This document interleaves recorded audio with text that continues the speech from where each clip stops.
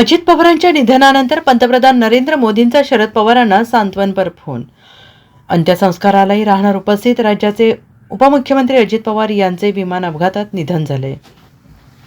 जिल्हा परिषद निवडणुकीच्या प्रचारासाठी अजित पवार बारामतीमध्ये येत असताना विमान अपघातात त्यांचा मृत्यू झालाय आणि या घटनेनंतर सर्व स्तरांमधून हळहळ व्यक्त केली जाते आहे. दरम्यान नवी दिल्लीत असलेल्या शरद पवारांनी थेट बारामती गाठत हेलिकॉप्टरमधून उतरताच हा अपघात कसा झाला याची माहिती घेतली. अजित पवारांच्या निधनावर पंतप्रधान नरेंद्र मोदी यांनी श्रद्धांजली वाहिली. अजितदादांच्या पार्थिवावर उद्या अंत्यसंस्कार होणार आहेत. दरम्यान पंतप्रधान नरेंद्र मोदींनी शरद पवार यांना सांत्वनपर फोन करत आपल्या संवेदना व्यक्त केल्या.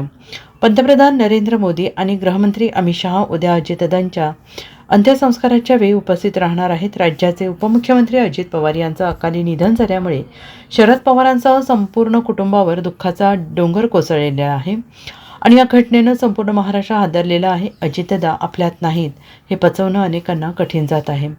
राजकीय वर्तुळातून सर्वच जण पवार कुटुंबियांच्या पाठीशी उभे आहेत. दरम्यान पंतप्रधान नरेंद्र मोदींनी शरद पवारांना सांत्वनपर फोन केला आहे. अजितदादांच्या निधनाने पवार कुटुंबियांमध्ये पोकळी निर्माण झाली आहे. अजित पवारांच्या निधनावर पंतप्रधान मोदींनी आपल्या संवेदना व्यक्त केल्या. उद्या अजित पवारांच्या पार्थिवावर अंत्यसंस्कार होणार आहेत. बारामती येथील विद्या प्रतिष्ठानच्या मैदानात सकाळी 11 वाजता अजित पवारांवर अंत्यसंस्कार केले जाणार असून यावेळी पंतप्रधान नरेंद्र मोदी आणि गृहमंत्री अमित शहा हे उपस्थित राहणार आहेत. Bureau report, SBN Marathi, Mumbai.